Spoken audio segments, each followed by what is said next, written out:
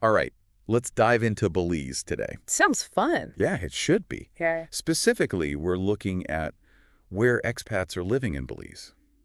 Oh, interesting. Yeah, so, Belize, it's got that Caribbean vibe, English speaking, Right. laid back, beautiful beaches, rainforests. Hmm. So where are all the expats going in this paradise? Well, it's interesting because even though Belize is relatively small, Okay. you have a surprisingly diverse variety of places that expats tend to gravitate towards.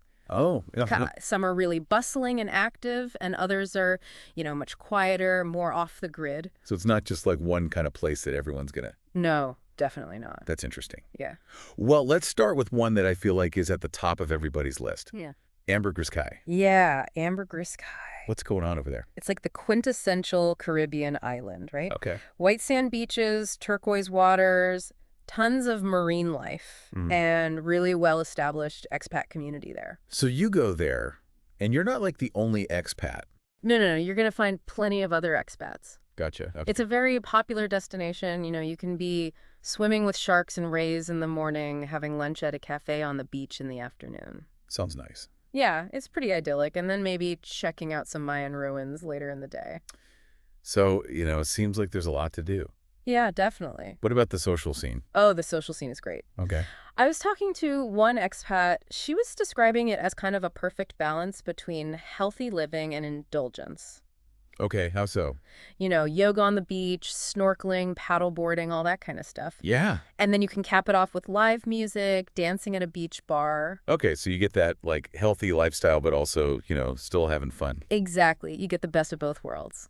And what about community? You said well-established community. Yes, very strong sense of community there. Okay. Lots of expats getting involved in, volunteer work, beach barbecues, all kinds of social gatherings. Yeah. So it's very easy to plug in and make friends. That's cool. Yeah, But, paradise often comes at a price. it does. What about the cost of living in Ambergris Caye? Yeah, it's definitely more expensive than mainland Belize.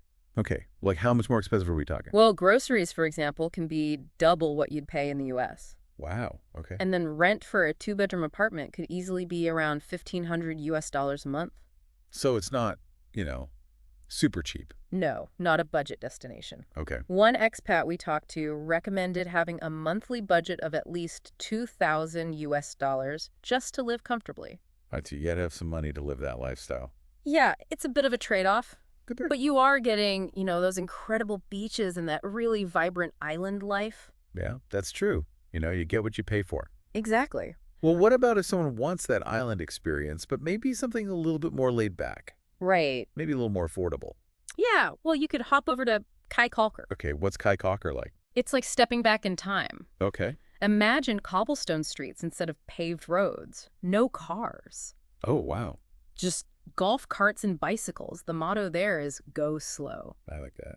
It's all about embracing a slower pace of life, connecting with nature, just enjoying the simple things. It sounds very peaceful. It is, and much more affordable than Ambergris Caye. Okay, well, that's good to know. You can find guest houses and apartments for a fraction of the price there. So if you're on a budget, but you still want that island vibe, Caye Caulker might be a good spot. It could be a good fit, yeah. Okay, well, let's shift gears now and head to the mainland, where we find Placencia. Okay. This is a peninsula that's been gaining popularity. It has, yeah. What's going on in Placencia? Well, it's a really interesting mix of mainland charm and coastal beauty. You've got miles of gorgeous beaches facing the Caribbean, but you also have this really laid-back, relaxed vibe. Okay. What's unique about Placencia is that you're also really close to the Maya Mountains and a beautiful lagoon. So you're not just stuck on the beach. You can go inland.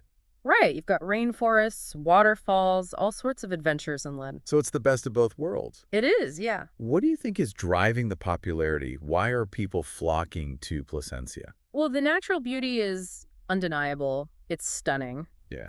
The cost of living is still relatively affordable compared to the islands. Okay. And there's this sense that Placencia is, it's up and coming. Oh, It's yeah. going to be the next big expat hotspot. So you're saying things are changing in Placencia?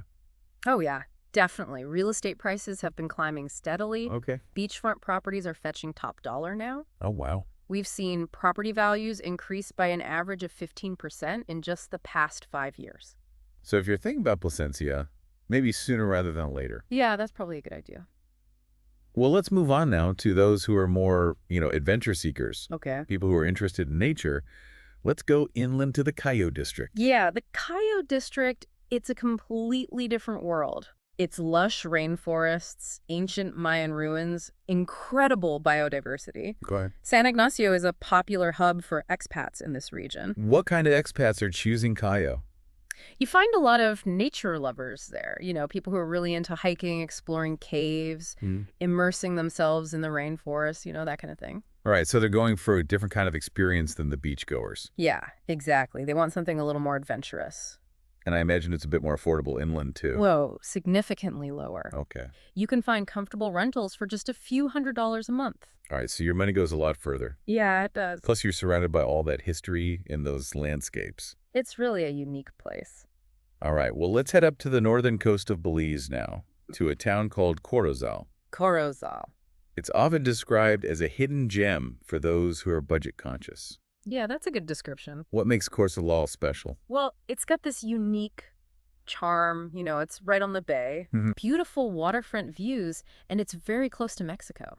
Oh, interesting. So that proximity to Mexico gives it a really distinct cultural flavor. Okay. It's a blend of Belizean and Mexican traditions. So it's a little bit different than the rest of Belize. Yeah, it's got its own vibe. I read that it's popular for retirees and people who just want a slower pace of life. That's right, and the cost of living is incredibly low. Okay, well, that's attractive. Especially compared to the other locations we've talked about. Like, how low are we talking? You can find apartments for under $500 a month.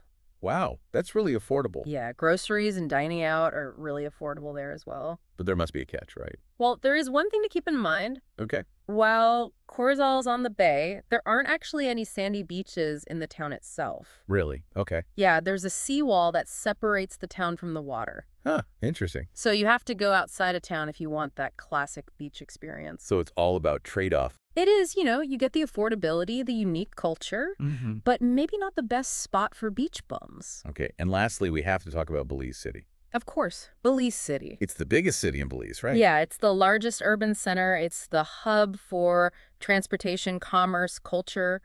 Most visitors will pass through Belize City at some point because that's where the international airport is. But it's not really a place where expats are settling, is it? It's not typically considered an expat haven like the other places we've been talking about. Right. I mean, there are some expats who live there, but it's a bustling city with a different energy. Yeah. It lacks that laid-back charm and natural beauty that draws most expats to Belize. So it's more of a practical hub. Exactly. Okay, well, we've explored quite a few options already. We have. It seems like there's a corner of Belize for everyone. I think so. Whether you're looking for luxury, adventure, tranquility, affordability, it's all there. And it's remarkable because all these different locations are within a relatively small area.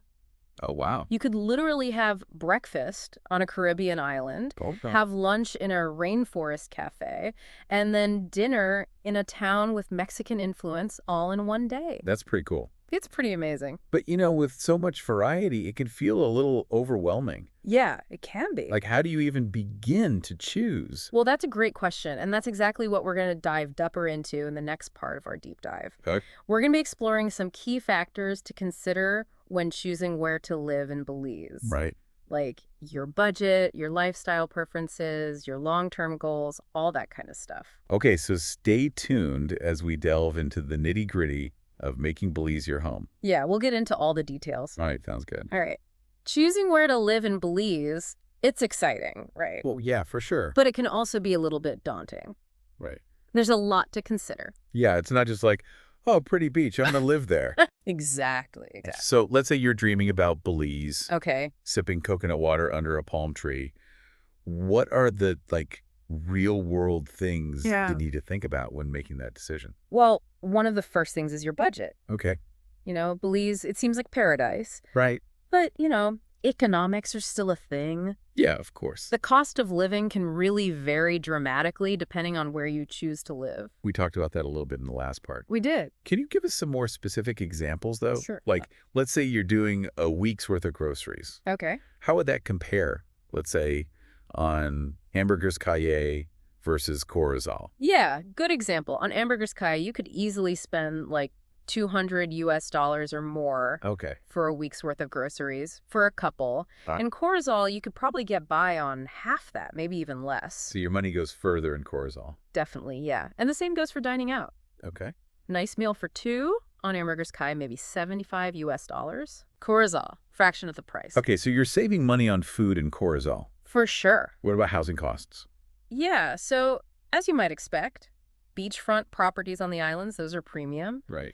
Ambergris Caye, 2-bedroom condo, ocean views, could easily be $2,000 a month or more. Wow, okay. Caye Caulker, maybe half that price. All right, so still a pretty penny. Yeah, but then if you go to the mainland, places like Placencia or Caye, you can find comfortable rentals for under $1,000 a month. So mainland's definitely more affordable if you're on a budget. Yeah.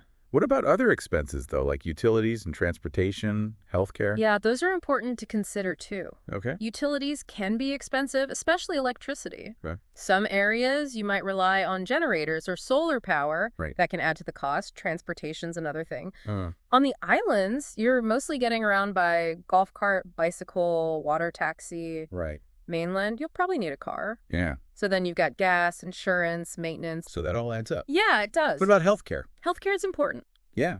Belize does have a public healthcare system. Okay. It's not as comprehensive as what you might be used to in more developed countries. Okay. So a lot of expats choose private healthcare or international health insurance. Gotcha. So you have options, but it's something to think about. Exactly. Okay, so we've talked budget. Let's talk lifestyle now. Okay, lifestyle, that's key. Yeah. What kind of life do you want to live? Right. The different expat havens in Belize offer very different lifestyles. Okay. Some are really bustling, others are super laid back. So you have to figure out what fits your personality. Exactly. Okay. So if you're somebody who thrives on social interaction, loves nightlife, being around a lot of people, Ambergris Caye might be perfect for you. Right. But if you're more introverted, you prefer quiet evenings, slower pace of life, Caye Caulker might be a better fit. Okay. It really depends on what you're looking for. And for those adventure seekers, those outdoor enthusiasts, the mainland offers a whole different set of options. Totally, yeah. Corozal District, you can hike through rainforests, explore caves, swim in waterfalls, Sounds awesome. It's amazing, yeah. In Placencia, you get both the beaches and the rainforest. So you can kind of pick and choose what you want to do. Exactly. Okay, well, what about cultural considerations? Right, culture, that's important too. Yeah. Belize has a rich and diverse culture. You've got influences from Mayan, African, European, Caribbean traditions. Wow, that's a lot. It's a melting pot, and English is the official language. Okay, that's helpful. But you'll also hear Creole. Creole? Yeah, it's a local dialect. Okay, is it important for expats to try and learn Creole?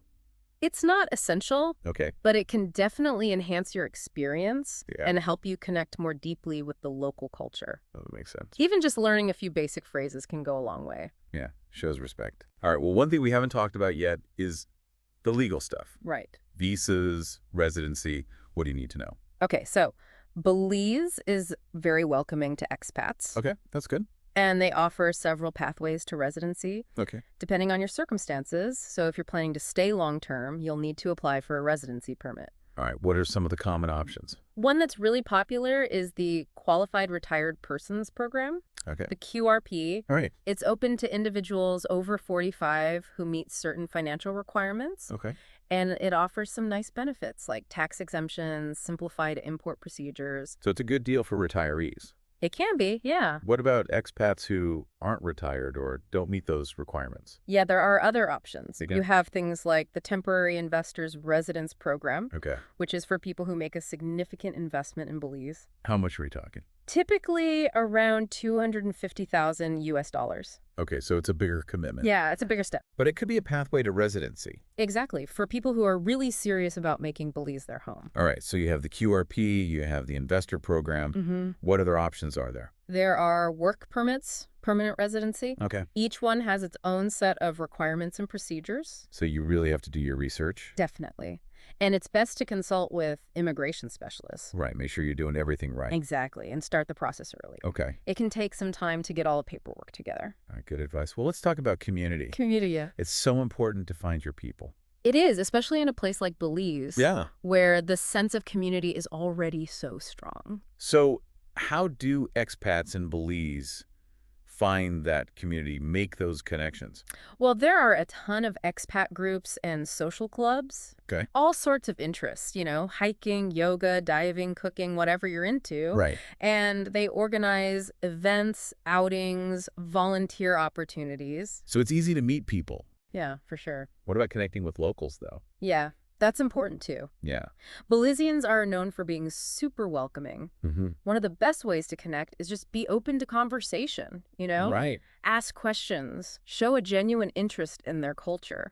But volunteering is a good way to do that. Absolutely. Yeah, volunteering is fantastic. Okay. Give back to the community, meet like-minded people, learn more about Belizean culture. So many benefits. Yeah, there are tons of opportunities in Belize, from marine conservation to supporting local schools. Wow, so you can really make a difference. You can. Well, it seems like Belize has something for everyone. I think so. Whether you're looking for adventure, tranquility, affordability, a sense of belonging. Yeah, Belize has it all. But with all this variety, it can be tough to choose. It can be, but that's what we're going to do in the next part. Okay. We're going to wrap up our deep dive by sharing some stories from expats who've made Belize their home, give you a first-hand look at what it's really like to live in different parts of the country. I love that, hearing from people who are actually living it. Yeah, it's the best way to get a real feel for what it's like. So, get ready for some inspiring tales and valuable insights. We'll dive into their experiences and what it takes to thrive in Belize. Awesome. I can't wait. Hearing all the practical stuff is great, but I always love hearing the stories, the human experiences. Me too. That's where it comes alive, right? Exactly. So let's hear what these expats have to say. All right, let's start with Sarah. Okay. She's a retiree from the U.S., and she just completely fell in love with Ambergris Caye during a vacation and decided to make it her home. Wow. So she just went on vacation and was like, I'm staying. Yeah, pretty much. She was like, this is it. This is where I belong. What was it about Ambergris Caye that just grabbed her like that? Well, for her, it was the combination of the natural beauty and that vibrant social scene. She wanted a place where she could relax, enjoy those beaches, but also have a community around her. So did she find what she was looking for? Oh, she absolutely did. Okay. She describes her life there as like living in a postcard. I love that. Yoga on the beach in the morning, snorkeling in the afternoon, maybe some paddle boarding. Sounds amazing. Yeah, and then in the evenings, dinners with friends, live music, soaking up that island atmosphere. It really does sound like a postcard. It does, yeah. But were there any, challenges when she was making that transition? I mean, like a lot of expats, she had to adjust to Belize time. Okay, what's Belize time? Things just move at a slower pace there. Right. Which can be frustrating at first, especially if you're used to a more fast-paced life. Yeah, and I can imagine. And then there are those little island quirks, Like what? Power outages, internet going down. Oh, yeah, those are not fun. But you just got to roll with it. You got to be flexible. Exactly. Have a sense of humor. All right, well, let's talk about David. Okay. He went to the Caye District, right? He did, yeah. He was looking for something a little more off-grid, adventurous. Right, more rugged. Exactly. So what's his story? Well, he was drawn to that wild beauty of Caye, the rainforests, the Mayan sites. He wanted to disconnect, live closer to nature, and he really embraced that. You mentioned he built his own home. Yeah, he did. He built this eco-friendly home. Wow. With solar panels. He grows a lot of his own food. Okay. Barters with locals for other supplies. So he's really living off the land. Yeah, he really is. Spends his days hiking, exploring, learning about sustainable living from the Mayan communities. That's amazing. What a contrast to Sarah's life. It is. It shows you the range, right? Yeah, finding your own niche. Exactly. And it's not just about the location. It's about your mindset. That's a good point. David really thrives on those challenges of off-grid living. Right. That resourcefulness. Well, let's hear a different perspective now, Maria. Okay, Maria. She's actually Belizean. She is, yeah. But she lived abroad for a while and then returned. Right. So she has that unique perspective. Yeah, what does she say about the expat experience from a local's point of view? Well, she's noticed a change in the expat community over the years. Oh, interesting. Like what? It's not just retirees looking for a beach anymore. Okay. More and more people are coming to contribute. Oh, that's cool. To Belize's development. So they want to be a part of the community. Yeah, they want to give back. What does she think is important for expats to keep in mind when they're trying to integrate. Respect, she says. Respect is key. Respect for The it. culture, the traditions, the way of life. Right. It's not your home, you're a guest. Exactly. Come with an open mind, Okay. a willingness to learn, a desire to connect. And give back. Yes, definitely. Maria emphasizes that a lot. All right, finally, let's hear from John. Okay, John, he's been an expat in Belize for over a decade. Wow. So he's seen a lot. He has. He's got a lot of wisdom. Okay. What's his biggest piece of advice? Patience. Patience. Okay. He says Belize runs on Belize time. Right. We talked about that.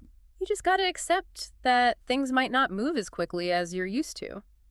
I bet that's tough for some people. It can be, but John says once you embrace that slower pace, it becomes part of what you love about Belize. That's a good way to look at it. And he also stresses finding your tribe. Yeah, your people. Belize has a great expat community, but you got to find those people who share your interests. Right, the ones who make you feel at home. Exactly. Well, we've covered a lot of ground in this deep dive into Belize. We have. It's been a journey. From the islands to the rainforests. Yeah, we've seen it all. We've explored the different sides of this amazing country. The practicalities, the costs, the lifestyle choices. And those personal stories. The human element, that's what makes it real. If you're dreaming of trading in those snow boots for flip-flops. Yeah, or that morning commute for a beach stroll. Belize might just be the place for you. Do your research, connect with others, and most importantly, listen to your heart. And who knows, maybe one day you'll be sharing your own Belizean adventure. I hope so. Until then, happy travels. Keep diving deep and keep exploring. Keep exploring. That's what it's all about.